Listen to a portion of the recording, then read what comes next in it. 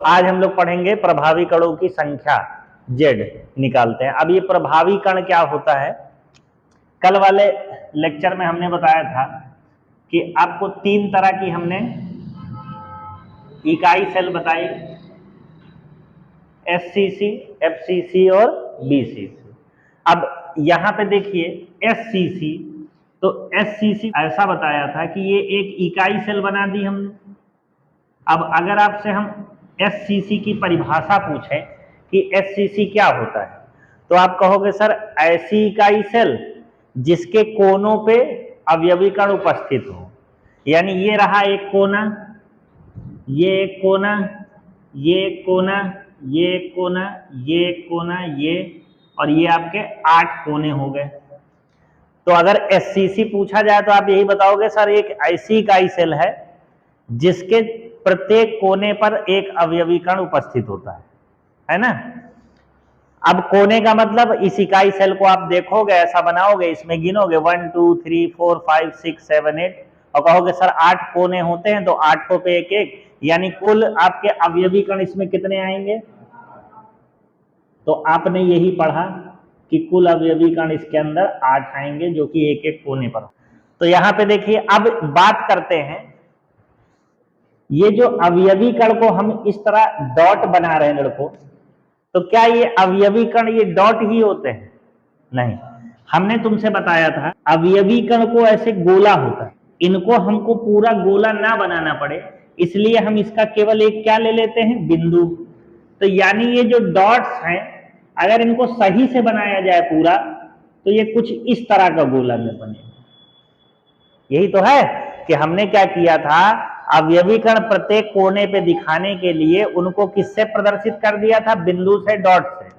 लेकिन क्या ये अवयवी कण इतने छोटे छोटे डॉट्स ही थे? नहीं, ये पूरा एक क्या था, गोला था। और हमने कहा था कि इस गोले को अगर मान लीजिए सभी गोलों को 8 को इसमें बना दें तो केवल आपको गोला ही दिखेगा, बाकी इसका इकाई सेल नहीं दिख पाएगा। ऐसा है कि नहीं? यहाँ पे एक गोला बनाएंगे इधर, फिर उसके बाद एक गोला यहाँ बनाएंगे, एक गोला इसके पीछे बनाएंगे, फिर इसके एक गोला इसके आगे, फिर यहाँ पे गोला, फिर यहाँ पे गोला, फिर यहाँ पे गोला, ऐसे करके इसको 3D फिगर में अगर बनाएंगे तो क्या उसमें इकाई सेल दिख रही है आपको? नहीं दिख रही। तो हमने कहा था कि इस पूरे गोले को ना दिखा करके हम केवल इकाई सेल के लिए क्या करेंगे, वहां पर एक डॉट रख देंगे, वहां पर एक बिंदु रख देंगे, जिससे क्या होगा कि आप ये मानिएगा कि यहाँ अगर एक डॉट रखा है तो आप ये मानिएगा कि इस कोने पर पूरे पर एक गोला गोला अवयवी कण है। तो जब इस वाले डायग्राम में आप देखिएगा तो यहाँ पर एक डॉट दिख रहा है, तो जब इसको हम डॉट मानते हैं लड़कों तब तो ये पता चलता है कि हाँ ये इस कोने पे पूरा रखा हुआ है, यानी इस पूरे पर आ सकता है। जैसे एक चीज समझो, ये जैसे अगर चौकोर बॉक्स है, ये मान लो ये चौकोर बॉक्स है, जब छोटी चीज आप इसके ऊपर रखेंगे इस कोने पर तो वो लगेगा कि हाँ पूरा इसके ऊपर इस कोने पे आ गया ना। लेकिन इसी की जगह पे अगर मान लीजिए ये बड़ा हम चीज रख दें यहाँ पर ऐसे, तो देखिए कोने पर जब आप इसको रखने का प्रयास करेंगे तो आधे से ज्यादा भाग क्या है, बाहर निकला हुआ है।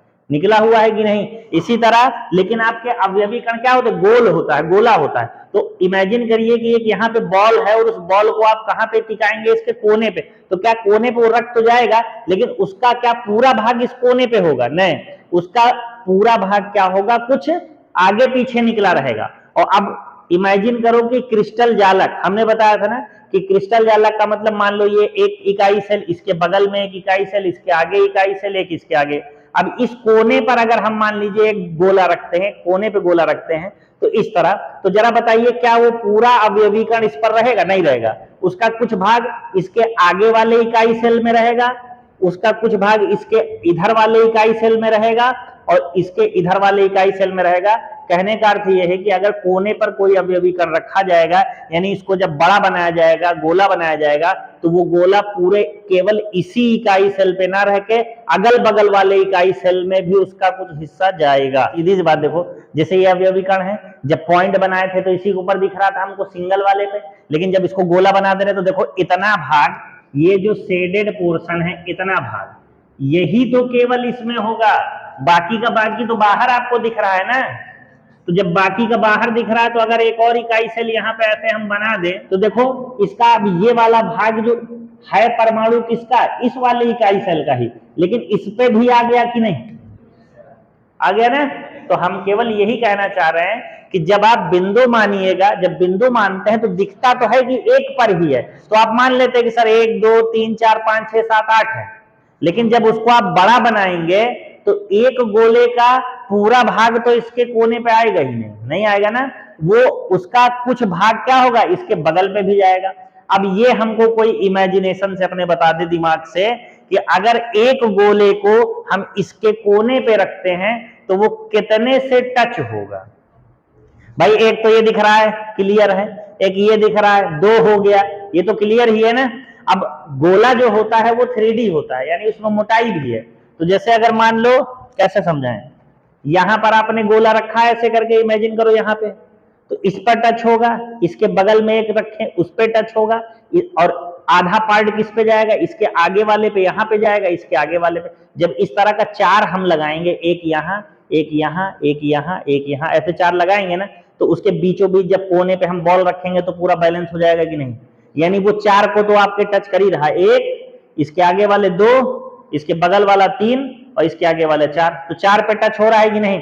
और अब ये बताओ, तो ये तो क्या 4 को जब टच होगा तो उस गोले का पूरा भाग खत्म हो गया, नहीं, उसका ऊपर वाला भाग, जैसे नीचे का 4 भाग तो इधर 1 2 3 4 पे रखा गया कोने पर, तो नीचे का पोर्शन तो कवर हो गया।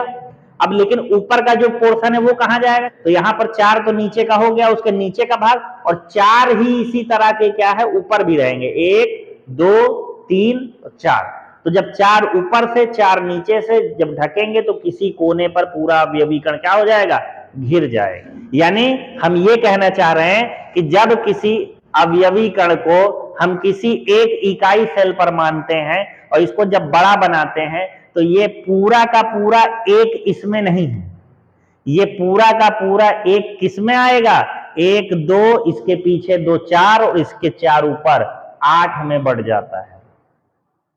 जब गोला रखेंगे, जैसे यहां पे दिख रहा है ये सिंगल है क्योंकि बिंदु माने हो, जब इसको अभी आप गोला बनाइएगा ऐसे करके, तो इसके आगे वाले में 2, इसके पीछे होगा 2 मोटाई, और जब 4 हो गया नीचे से तो 4 ऊपर से भी तो होगा, तभी तो पूरा ढकेगा वो।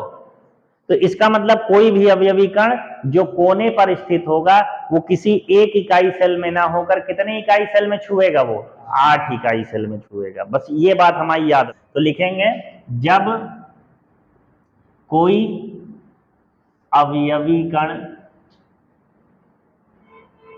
कहां पर होता है, कोने पर स्थित होता है, तब वह 8, तब वह क्या लिख दें, 8 इकाई सेलों में,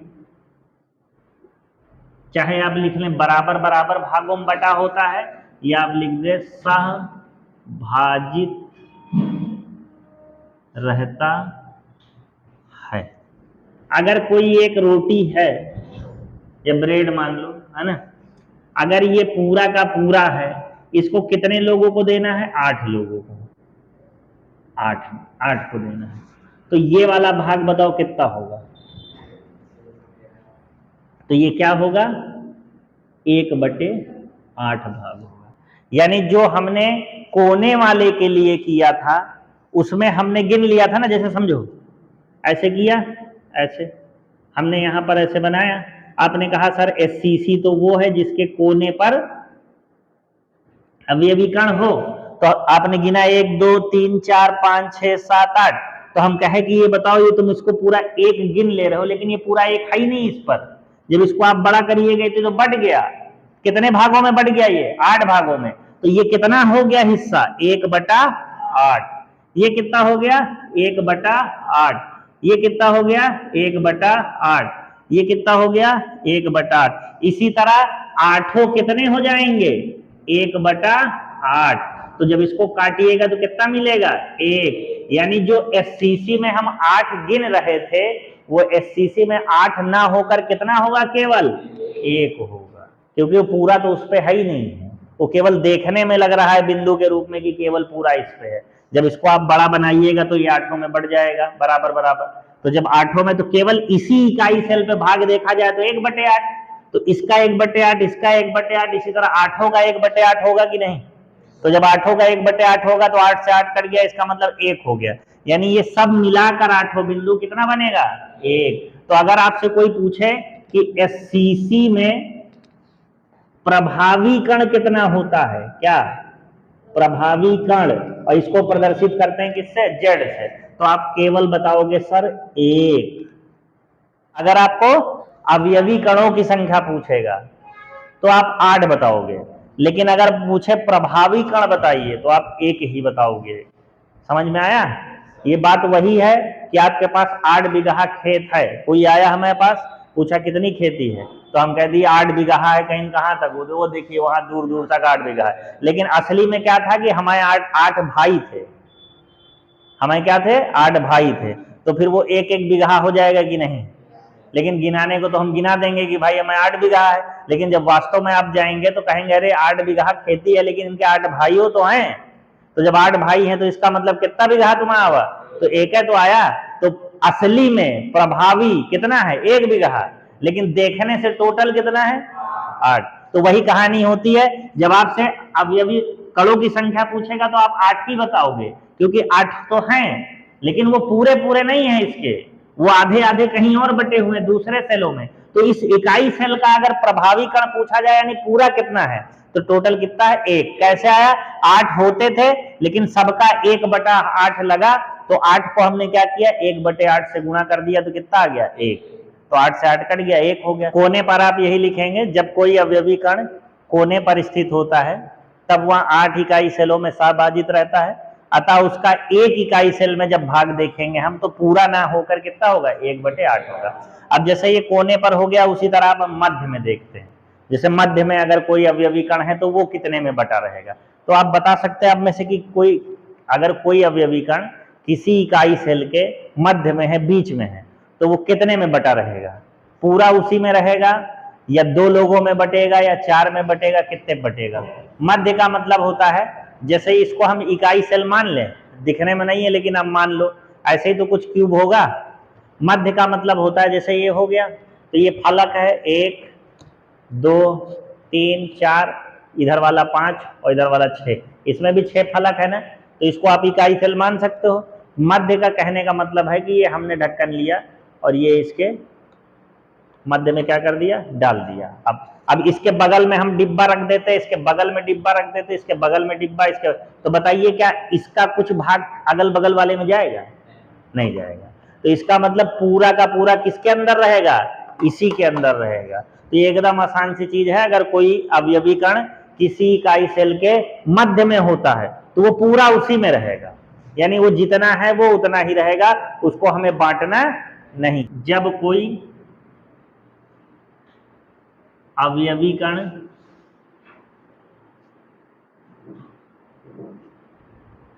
किसी इकाई सेल के कहाँ होता है? मध्य में होता है, तब वह पूर्णतः उसी में रहता है। अब फलक पर रहेगा तब क्या होगा? अब फलक पर देखिए, फलक होता क्या है? फलक जैसे ये मान लीजिए इकाई सेल है, ये भी आपका क्यूबॉइड ही है, 1 ये हुआ, 2 3 4, ऊपर 5 और नीचे 6, इन्हीं को क्या कहा जाता है? ये पूरा फलक है। अगर आप मान लीजिए कोई अवयवी कण हम फलक पर रखेंगे तो वो कितने में बटेगा? ये देखिए, तो उसके लिए देखिए ये वाला हिस्सा, ये क्या है? ये वाला हिस्सा मान लीजिए खुला है, तो फलक इसी को कहेंगे। अब देखिए इस मार्कर को आप समझ लो कि अवयवी कण है। अब इसको फलक पे रखेंगे कैसे? जैसे पूरा मार्कर है तो ये ऐसे, तो इसको आप कहोगे ये क्या हो गया? ये फलक पर है इतना। तो अब जरा ये बताओ, अगर इसको पूरा ढकना है लड़कों तो कितने डिब्बे लगेंगे? एक और, जैसे एक और आएगा और इसको यहां पे ऐसे करके ढक लेगा। अब इसके आगे चाहे जितना डिब्बा लगाएं, क्या ये वाला पार्ट, इसके ये मार्कर का कोई पार्ट इसमें टच होगा? नहीं टच होगा। इधर लगाएंगे कोई टच होगा? ऊपर लगाएंगे, नीचे लगाएंगे, कुछ नहीं।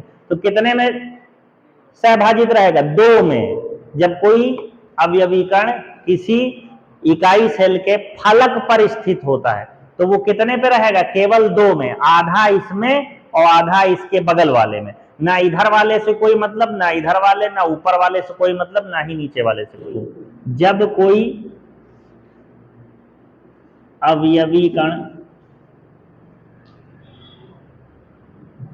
किसी इकाई सेल के फलक पर स्थित होता है,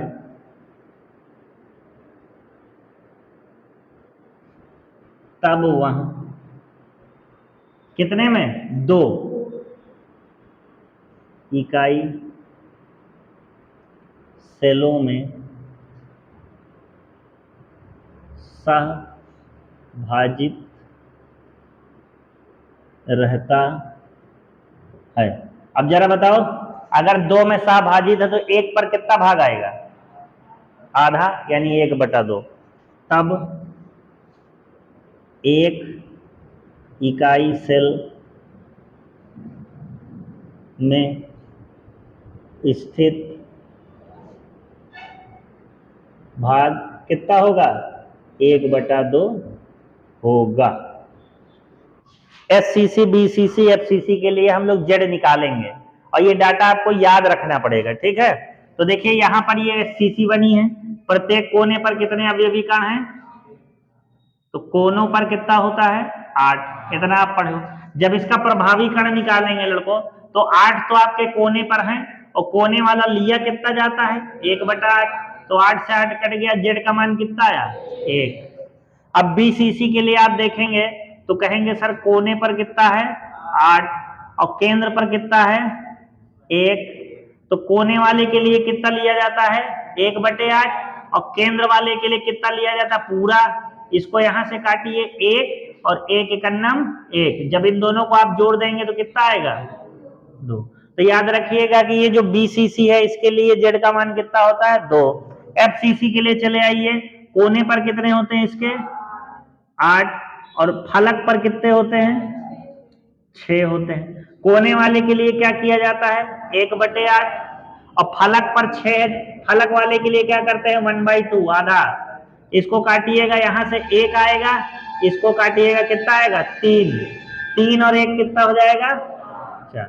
तो अब आपको यहां से डाटा क्या याद रखना है कि प्रभावी कणों की संख्या SCC के लिए 1, BCC के लिए 2 और FCC के लिए 4 हो।